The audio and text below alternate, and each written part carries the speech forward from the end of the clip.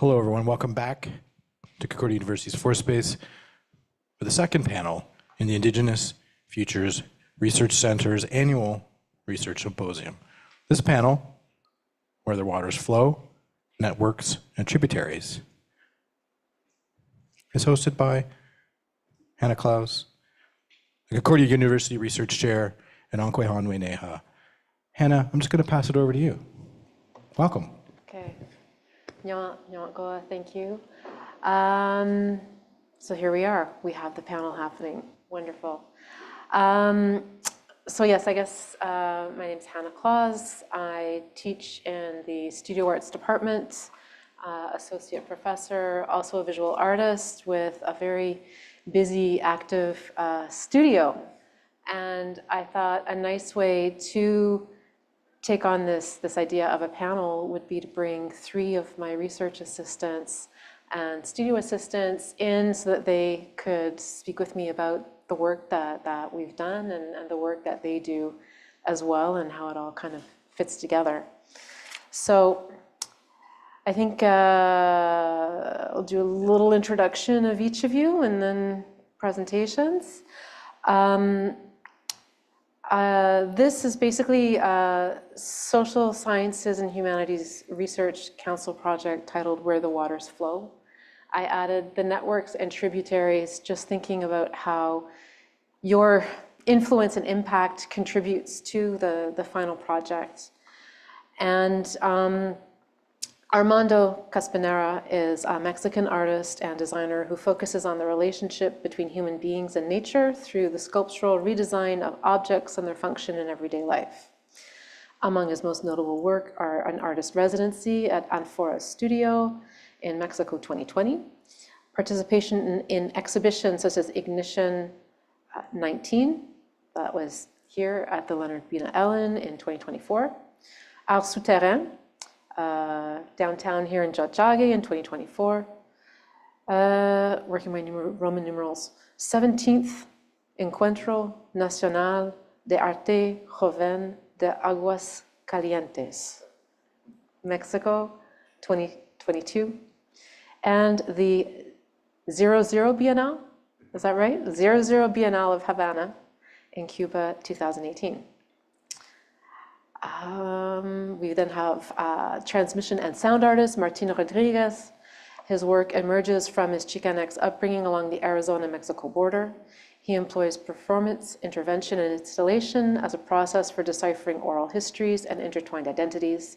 His work has been presented by the Musée d'Art Contemporain de Montréal, Museo Universitario Arte Contemporáneo in Mexico, the Darling Foundry here in Tiohtià:ke, Walking Festival for Sound in the UK, Spectrum in Germany, as well as various festivals and performance venues across Canada and the US. And we have Jess Beauvais, they, them pronouns, queer Ganikahaga Mohawk, multidisciplinary artist from Garawage.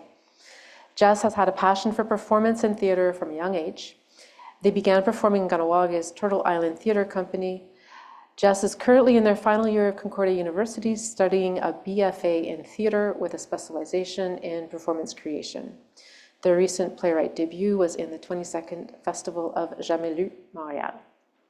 So, go to you all for accepting the invitation to come and share. We'll sort of see what kind of discussion comes out of this. So I think we'll start with Armando. Yep. Thank you for the invitation. So I made a... The microphone's there. Okay. Yep. Big microphone. Is it turned on? I hope so. It is on. Okay. Is it on? Yeah, there it is. It is. Yes. Perfect. Okay, so I made a small presentation. We can start with it. Yeah, my name is Armando Cuspinera, or Jose Armando Cuspinera Contreras. Sorry if my English is not the best or right That's now, but fine. we'll see how it goes. Yeah. So I wanted to start with these 2 images. I think it's quite interesting. The first one on the left is Cholula, my the city I used to live for a long time, and the right one is also Cholula. They are both, it's not snow, it's covered in ashes, in volcanic volcanic ashes. And what it happens is that in the dry season, that is usually around winter, when there's no rains around, the volcano Popocatépetl explodes through ashes to the wind, and because the volcano is part of a valley, the ashes fly from the volcano into my city and also other cities around. So sometimes, it's not every time, but or not even every year, but what it happens is that the city is covered completely with ashes, and it's something problematic, urbanistically speaking, but also health-wise. The good thing is that the fields of various things that we grow in agriculture, they're nurtured completely by ashes. But for people, for humans, it's a big problem. So I'm right now studying the MFA in sculpture and ceramics, and what it happens is that ceramics is something really related to the ground, and it sounds obvious, but the contrast of not being able to be in contact with the ground and literally dig some clay like all year round is weird, it's difficult. The mindset of ceramics is very different from one place to the other. So I've been wondering for a long time about what is ceramics, what it means to do ceramics from another location, and how I connect to the concept of ceramics from where I think ceramics are. So what I did is that I was working with ceramics that are in here, techniques that I learned here, but also literally volcanic ashes from my hometown in order to understand and also use in my own work, in order to have something from my own territory and don't have let's say, a symbolic dismissive of what ceramics are for me. My first work that I want to show you is Wandering Airscapes. It was in 2022, 2023, I'm not sure, that I presented alongside with other Latin American artists at FOFA Gallery. A lot of people, well, all these artists talk directly or indirectly about their own practice, but also about territory and culture. So for me, this mindset of what the territory is, what I'm doing with ceramics, what I'm doing as my artistic practice, it was something really important. And the way I try to rethink this way, it was through this project, the Wandering Escapes, in which I imbued these sculptures with a lot of organic elements in order to make a compost and nurture the soil around these sculptures. I dug and I put one of these sculptures within the Montreal location around. And yeah, let's go to the next one because I think I'm taking over time. This is my second artwork series that I want to share. It's called Mountainless Mountains, and it's about thinking what territory is, what taking plants of nature in order to preserve or to be preserved within interior means. I had this discussion several times, and it's very wild to think what a plant is, what a plant that is coming from the evergreen is, and how we relate to these kind of plants that they should technically not exist in the northern hemisphere when there is this kind of weather happening, that is minus something weather, right? So plants such as, also I don't remember very well these names, but plantains or telephonos or other kind of plants that are coming from the evergreen, they're confused and I'm confused. So it's a really nice way, I must say, about explaining something very viscerous, I guess. The next one is Diablitos. That is a series of 100 devils in which I handmade each one of these. And the thing that happens in Mexico is that the concept of the devil didn't exist. It's a colonial mindset that was brought to Mexico, to America, by other kind of cultures, and it was imposed. So at a certain point, the godlike identities from Mexico, from different cultures, from Maya and Nahuas, they were took away in order to be divided between good and bad. They used to be thought as whimsical creators, whimsical, identities, godlike identities. But after the colonization, they were divided certain kinds of values between good and bad. So this idea was imposed, and it was used in sculptures, in artifacts, etc., etc., etc. Nevertheless, something quite beautiful is re-symbolizing, redesigning what it means, each object. Some cultures from Oaxaca, for example, they use the devil as a whimsical identity in dances, in folkloric dances. And this devil-like identity, it just plays around with people, with children. It messes around the thing that is happening, and is much more playful. So the idea of the devil, the symbolic element of the devil, I think was changed for what it used to be, from a more Spanish perspective into a more Mexican perspective. And I think that's quite beautiful.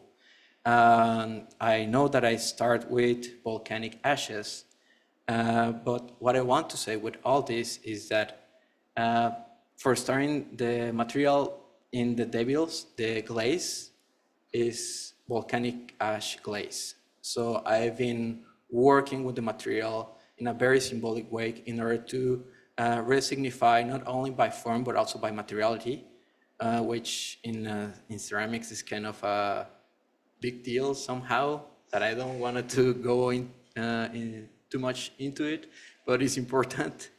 And to also think all these elements, functional, non-functional, the symbolic aspect of everyday life in relation to these symbolic dimensions, changes the mindset of how we think. The deterritorialization and re-territorialization, which I think was it was a concept that it was work by Deleuze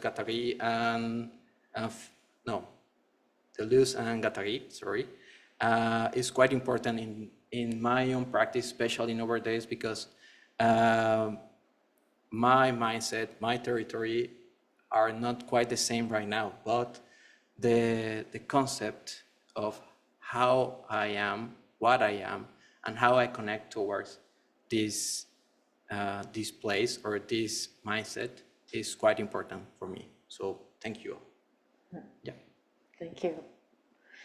Yeah, I think what I find fascinating about your work is the way that you have this relationship with territory, and bring that in materially through material expression within what you create.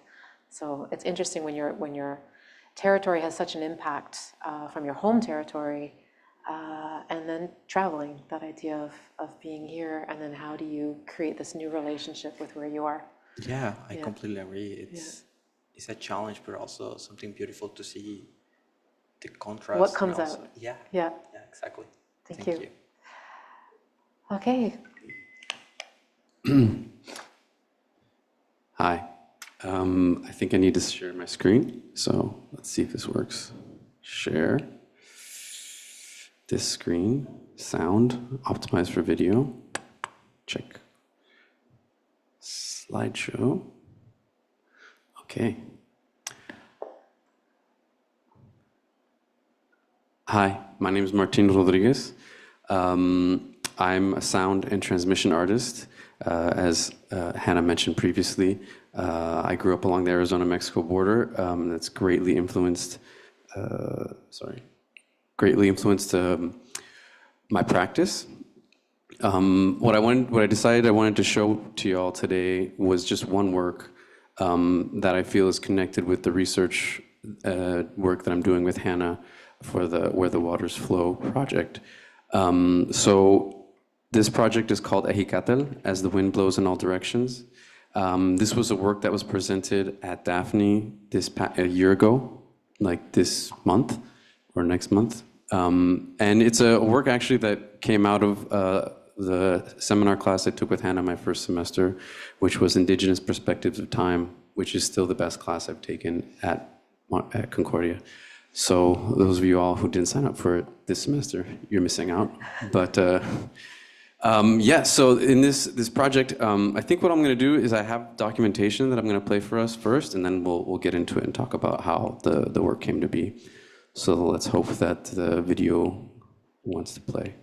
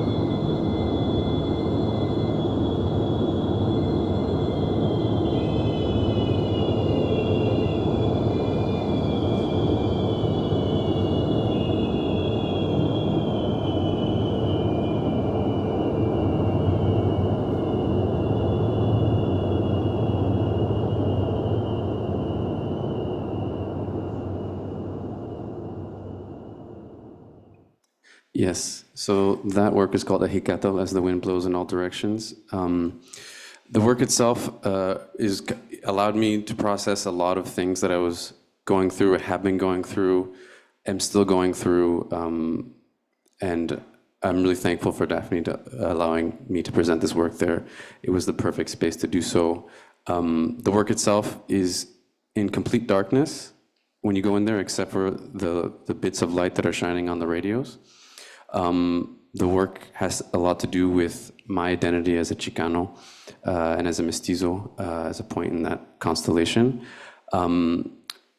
The work has to do a lot with migration, bodies, landscapes, territories.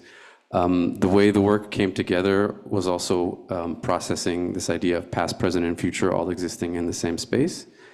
So what, it's gonna play again. What we're listening to is myself blowing a silbato, a whistle that my father gave me that came from Mexico. And I'm blowing this whistle in front of my home where there's a hockey rink, and I'm doing like a full embodied blowing of this whistle as loud as I can, putting all my air and wind into it. And I recorded myself doing this gesture, and then with this recording, I wanted to see how past, present, and future could exist within the same time space. And it's also, for me, it's a call to the past, present, and future ancestors. So this is, a pre-Columbian whistle that I'm blowing in the present, but that's also a gesture for me to the future. And the gesture was completed or made when I recorded it and sent it to different territories that I've lived in or had strong relationships with. And each point, as you see in there, it's like a cartography of where the sound existed or exists, starting with Montreal, and then I sent it to the border to a friend of mine who's still living along the border. And the direction was simple, just to play the sound in an outdoor space and record that sound resonating within that territory, and then to send it back to me. The reason they sent it back to me was just because none of them necessarily knew each other. And so I would get it back, and then I would send it to the next point, and then send it vice, kind of continue the chain. And basically what happens is that all the sound collects kind of like a snowball. When you're making a snowman, it just collects the territory and those resonances of that landscape on top of the other, the original sound. And for me, this was like, I also didn't tell them how long to record it for, so they would send it back to me, and sometimes it would be quite long. And when I received it, I put them all on their own sort of loop. So what's happening is they're all existing within their own sort of time frame, but also together they're kind of creating their own specific mix of sound. And what this, for me, was really speaking to also was just kind of like when we come into this world, we're given whatever we come with from our parents and our ancestors, and that comes with us. But then as we move through it, we're also evolving, we're changing, we're still bringing that knowledge, that history with us. And there's also within us, we carry what can be for our children. And so this was like a gesture for me of making this recording, of recognizing where I've come from, but also looking forward and seeing this sound recording as an offering for anybody else who would want to take it and play it and kind of continue this process that it's going through. So this for me was continuing research that I had been doing previously to being at Concordia. I have a conceptual framework that I work within that's called an embodied transmission. So what I considered an embodied transmission is basically sound. Sound is physical. I think a lot of us know this or not, that we're moving our ears. So right now what's happening when you're listening to my voice, you're not just hearing my voice, what you're also hearing is the physical resonance of it within my bones. So when we listen to these recordings, we're feeling the physical presence of the whistle, obviously, but also when you're in the installation itself, you feel the presence of the other landscapes all together. And in this installation, it's really hard to, I did as best I could to try and capture the space in there, but it really is, it's like a spatialized sound, but like not in a, kind of in a super low-tech way. And so when you move yourself through that space, I'm also asking for the audience not to just be stagnant and still, but to also move and, go from landscape to listen. And when you work through that space, you experience the sound differently. And you start hearing more of the subtleties that are from like Arizona, or you start hearing the subtleties that are from Cuernavaca or Seattle or New York. Those are the different landscapes that the recording was played through. And yeah, this work itself, I think, was really in resonance with the work that I'm doing with Hannah right now, as I'm helping with the sound portion of her research, and we've been going to different places around Jojage to do recordings and interviews, and that's been a real gift for me, to be with Jess too, and do the medicine walk that we did together, and meeting Joe and Amelia, and all these things. It's been really. I think we're going to get into it later, but just the being in harmony with the people, and listening, and just being grateful. It's such a privilege for myself to be there and witness these conversations. So yeah, this work is a Hikatala as the wind blows in all directions. I have a couple photos of the installation, but just to give a sense of what it is. So as we can see here, we have there's 5 radios that are hung in the space. For me, these sounds are each transmissions. I really wanted to put the focus on the sound so people could experience the physicalness of this sound, to feel the presence. I had worked on this installation before, and it was a lot more sculptural, and I found that it was taking away from the main point, which was this gesture that was made. And in the end, I'm very happy that I wasn't afraid to let go of the stuff that I'd worked on really hard for. This I still worked very hard for as well, but what I mean is, like, sometimes you have to let go of things. It can be hard to pare back, right? To pare it down.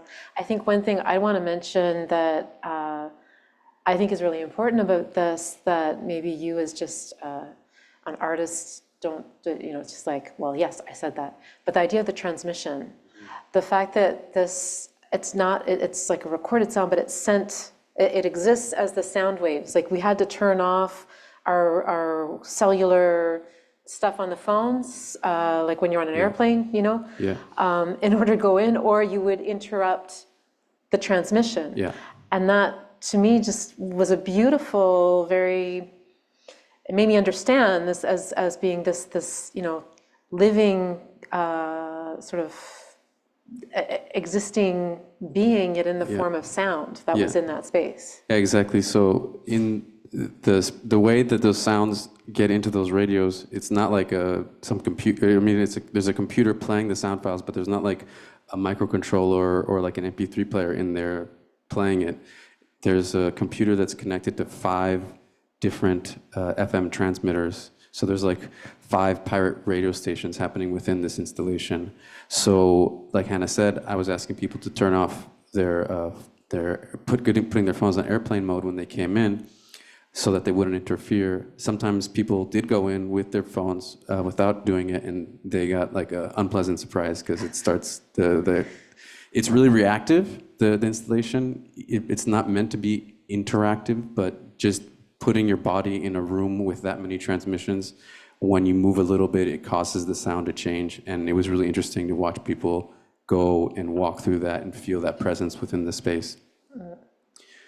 I'm not sure where I'm on time. Did you have anything to wrap up? Well, I have a couple of images from what we've been doing, and some sounds from the walks that I thought maybe would be interesting to play. So, sound research for Where the Water Flows. So Hannah and I did some hydrophone recordings recently, which was quite fun. We froze our butts off. But we went to the Belvedere Recreal Park in Ganawage, and I got some hydrophones to try and get some recordings of the river itself, or the fleuve, by dropping some hydrophones. Hydrophones are basically microphones that you can drop in water. So we had been trying to get recordings of the water and kind of being somewhat unsuccessful. And so I decided that let's rent these, Hannah, and let's get like a fish's ear view of the river. And so, yeah, I just wanted to kind of play this sound so we can listen to it. It's just the beginning. It's not like, it's still not mixed or anything, but just to give us an idea of what that might sound like. If it lets us.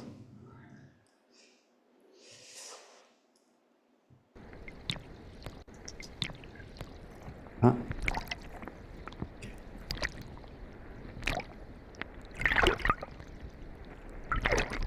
First one.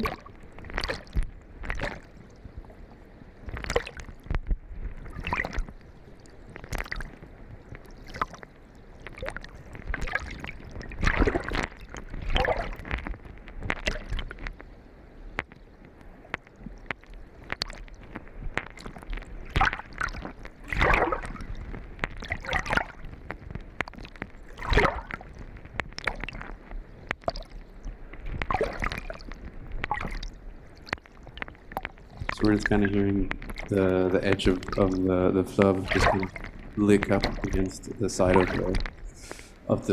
where we are here. At Belvedere.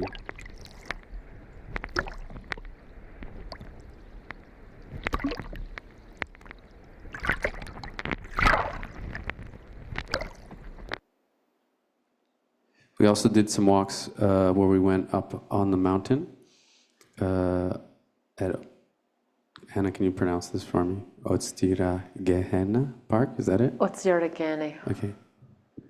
Otstiragehena Park. Got some interesting sounds up here as well. I think what was interesting about this part of our walk was just, I had never taken this back route. Hannah showed me how to take this route to get up to that part of the park. And yeah, I mean, it was interesting in the sense that, you know, the mountain is a gathering place, and it kind of continued to be that way. There was still, as much as I was trying to get a quiet recording, it was of just the space itself. There was always people walking by, running by, you know, people still partaking in what is the mountain. Let's see if these sounds are going to play too. But I don't want to take up any more time. Oh, yeah, there was a creek up there too, which I thought was nice. So there was still water flowing down the mountain. The little arrow here kind of shows this is where the path we took to get up here.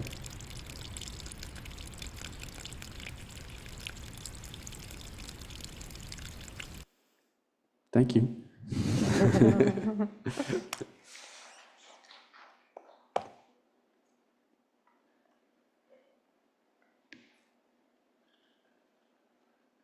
Hello,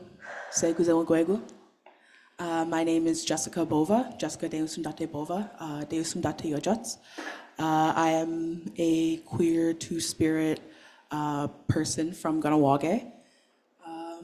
I am a theater artist, multidisciplinary artist, performance artist, a little bit in academia, but mainly the art sphere right now.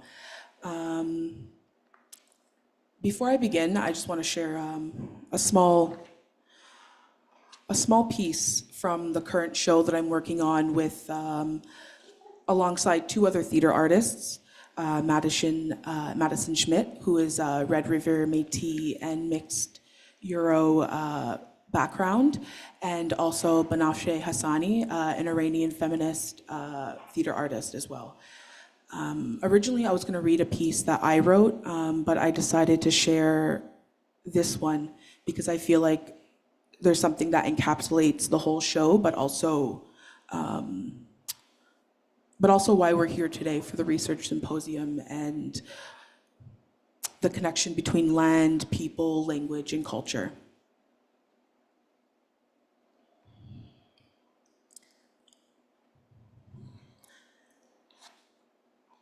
And everyone laughed, even though it wasn't funny. Everyone on the bus. It was like a punch to my chest because I had forgotten that we are not all separate strangers on a bus together, but co-citiers.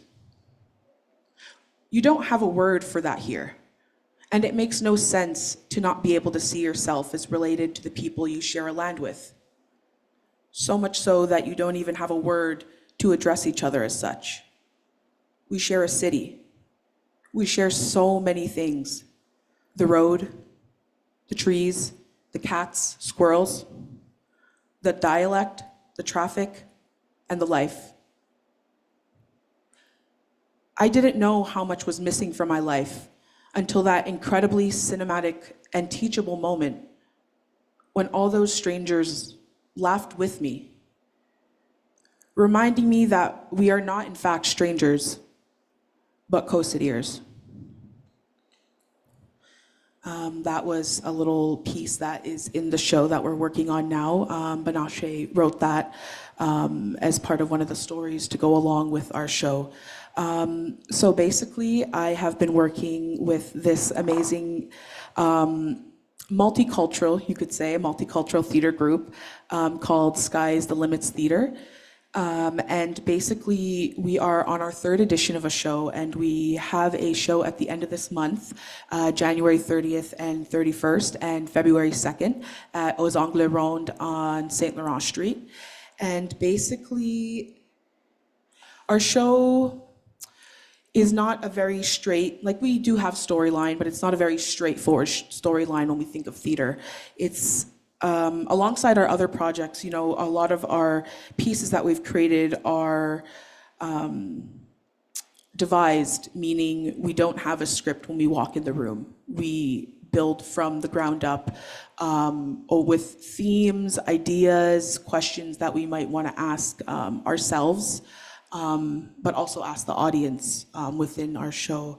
And so within our show, we are confronting identity, nationhood, indigeneity, immigration, migration, land, borders, and the cost of existing, which is why we call it the cost of living, our current show.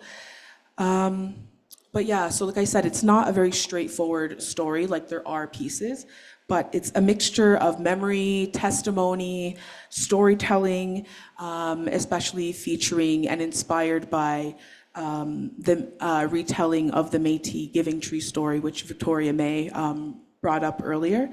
Very powerful story in terms of value systems that we see in many Indigenous cultures that unfortunately may not always hold up today, but we still try to hold those standards and hold those values and morals close to us.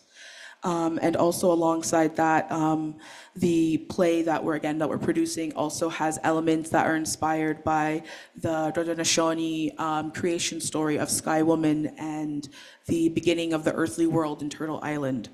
So yeah, I'm just gonna plug my show. Yes. So this is the cost of living.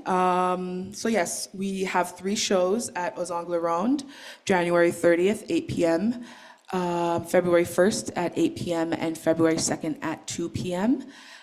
So these are my lovely co-conspirators, and we actually have been expanding our artistic practice in terms of we're not the only ones doing the things anymore. So we actually have Armando. Armando helped us with the construction of a large set piece. And so we're very excited to present our stories, our testimonies, and the performance for all of you. Nyawagoa. Nice. That's great. I didn't know about that connection. I love that there's some other collaborations coming out of this. That's really lovely. Yeah, it happened behind the scenes and within the mix of us all getting to know each other, and especially having to work with Armando very closely this summer over on the physical installation part of where the water flows. You know, I would say we're friends, and so we've been. Oh, I'm so sorry. Yeah, no, we've grown a friendship and connection, and we see many different artistic practices that we're both interested in. And so I decided, obviously because Armando is a great designer, and so I decided to welcome him in on our project. And yes, thank you again. Fantastic. Yeah, I think I didn't really want to start off talking necessarily about my project. I feel like in past symposiums I've talked about it, but of course I will give a little context, just, you know, if you don't necessarily know. Where the Waters Flow, it's a 2-year project that's actually, it's taken me 4 years. Just with COVID and different life things, it's been extended through to being 4 years. It's now in the very last months. It all runs out in May. But it's a project that I kind of have been thinking about as someone living in Tiohtià:ke and sort of seeing the difference in living here in Quebec versus other places where I've lived, where Indigenous presence just seemed to be a little more integrated into the city. And here it's really Kahnawake, Kahnawake are off the island across from this sort of thing. And then just in presence, it was the renaming of Amherst Street to Atatega that just was like, wow, it's this massive breakthrough moment and sort of inspired this this project. That idea of that word in Ganyatgeha driving through the streets everywhere, just see on the bus, because there's a bus that's Atatega, just seems so like, wow, it's like now we have language kind of flowing within the streets, and how can we bring more of that to here? How can we bring more Kanien'kehá:ka presence, Kanien'kehá:ka voices into this city that just is sort of so covered up with cement and whatnot?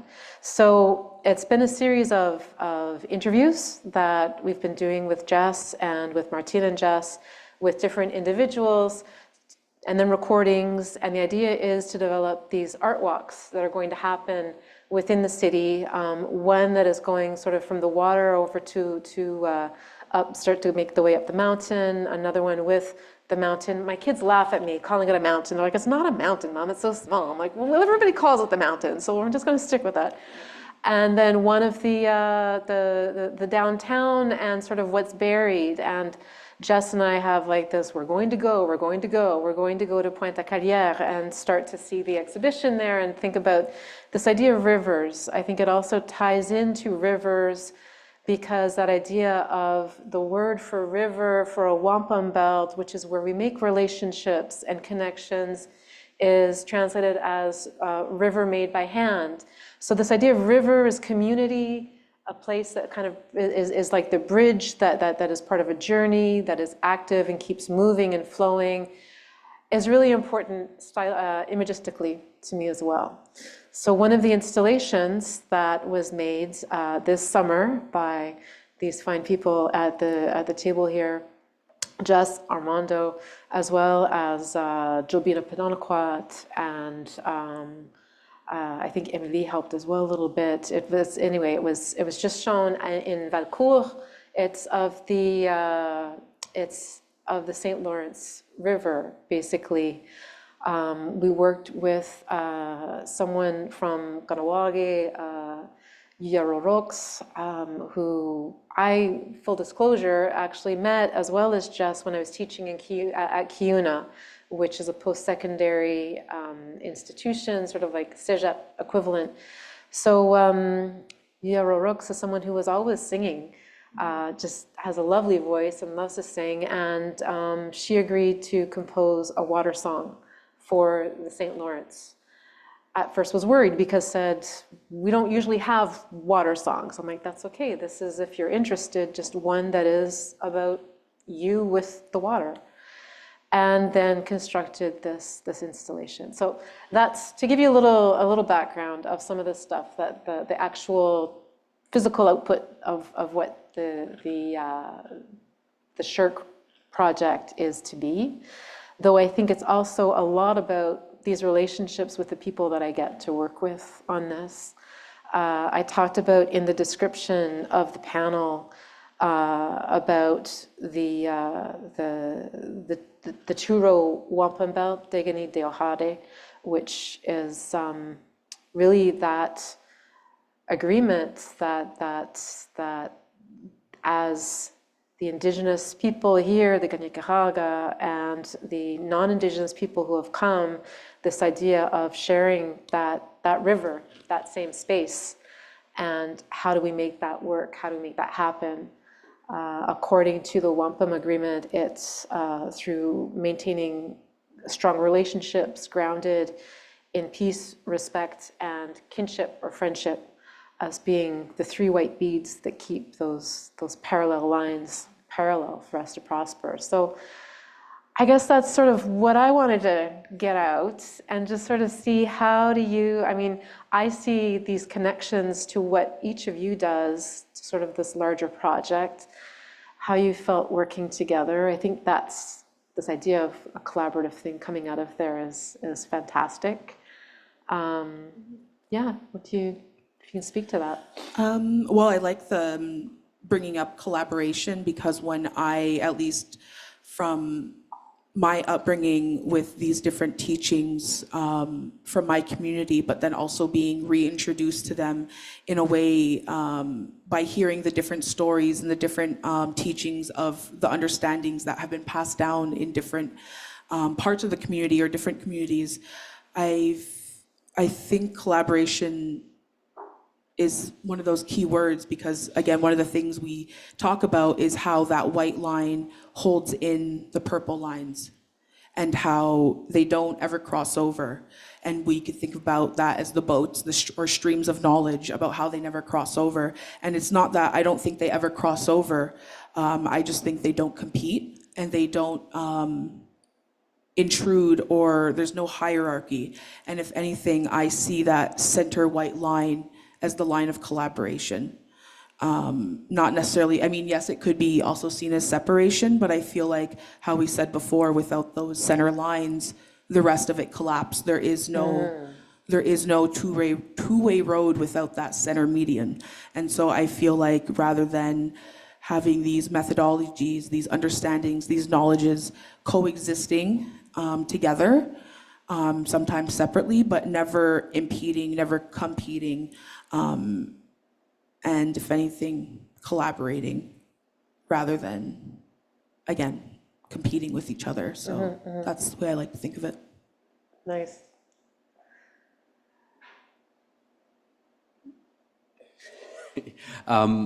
Yeah, I think the way I can speak to it is really just from the opportunities that I've had as the recordist on this project, and like I said, coming along with you and Jess to see Joe and Amelia, and that the privilege I had to just listen, because for me, coming from the States, I haven't had that much experience. I didn't have that much knowledge that I brought with me here about wampum. So being in that conversation with y'all was really special, and I learned a lot from just listening and being around Hannah and Jess in those conversations, and Joe and Amelia, obviously, with what they were sharing.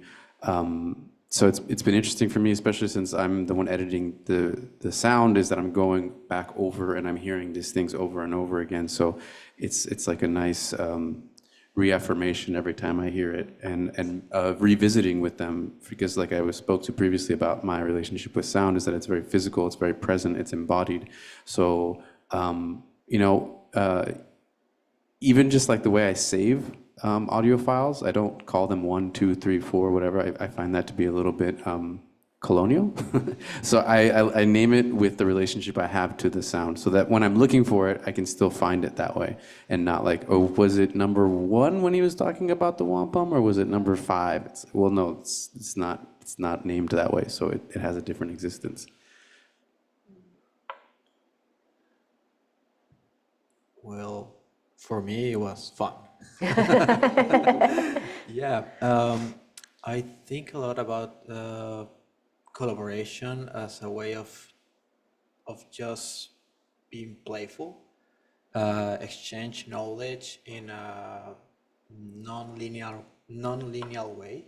I think starting with you, Hannah, it was a lot of fun, like wondering how to figure things out together. For me, it was a lot of asking, a lot of listening, which I love, honestly, and paying attention to both the similarities and the differences, both in a technical but also in a conceptual way. It was really enriching, which it expanded into working with so many more people at your studio, such as Jess. I don't know about you, but for me, summer, it was really fun to work in a technical way, but also talking and talking all the time, having also those silent moments. But for me, it was asking and wondering, and you being able to be open, like all everybody in your studio were really open to discuss things, and for me to just wonder about things that I think are quite important, such as identity, territory, the presence and the mindset of how and what we are and how we relate to each other in a very simple way. So it was, as a personal experience, I think was really wonderful and exciting. Um, for me, in a more technical way, collaboration for me was really fun to scratch a very specific part of my brain, in which how can I help you, or how can you help me, or how can I understand this and figure things out together. So I think that was really fun for me. Yeah. That's great. Good. Well, I think we've got sort of 5 minutes, so, or maybe see if there's any questions. If anyone has any questions online, you could put them into the chat. You could also use your hand, and then we can call on you, and you could turn on your microphone. But here in the space, I see a hand up. Thank you so much, everyone. I'm so overwhelmed with excitement to hear about all this work. I wanted to ask about the initial early stages of the project, coming together, choosing collaborators, and that early trust building process, and how you approach that. I guess that's me. Yes. Well, I think I sort of had the chance to kind of know each of these people, the people that I've worked with, before asking if they would be interested. Maybe both Martín and Armando were in the seminar that I gave, the graduate seminar that I gave, that was about Indigenous perspectives on time, how that influences history and the museum. And then Jess, when I knew they were doing theater, I was just so excited, because I was like, yay, I can bring Jess in as well. And Jess, I knew, quite a few years ago, but then sort of kept in touch through Facebook kind of thing, that social media being handy. So I did know each of these great people a little bit before. So there's something of a relationship already there to then build upon. I think they didn't necessarily know each other a little bit, Martín and Armando, from the class, yeah. But I find the Studio Arts program, because it's discipline-based, is everybody's very much sort of with the people that are in their own program. If you're in ceramics, sculpture, you've got other ceramics sculpture. If you're in new media, you've got other new media. So they didn't necessarily know each other very much, but were able to start to know each other through the class we had together, and then clearly within the studio. Yeah. Just quickly, I want to add to that. I would say there was a very Indigenous way about going about this whole project, and I feel like that is the way it needed to be. But in the sense of there wasn't an email listing of, okay, I'm going to contact X, Y, and Z. It was very much Hannah, myself, and other people being in community and being with knowledge keepers and being within those spaces where you meet people and connect with them and learn about them and their histories, but also the way a lot of these knowledges are but also intra-disciplinary. And so I feel like in that respect, it wasn't so much of knowing who to go to, it was more so about those lifetime connections that, if anything, brought us all here today. No, very, very much with the interviews and that sort of thing. Yeah. Anyone else? Okay, well, I think I want to say, a final one, a big thank you to all of you, and we've got a few more months to keep on doing this, but that's it, it's good. I'd like to invite you all to have some coffee and little things to eat there around the corner. I think there's sort of 15 minutes in the schedule until the next panel happens. And we're always happy to talk to you also over coffee. So there you go. Thank you. Those of you joining online, just stick around. We'll have our next panel coming up soon. If you're watching on YouTube, we're going to stop and start this live stream, but there'll be another one coming up. Stick around for that too. Okay.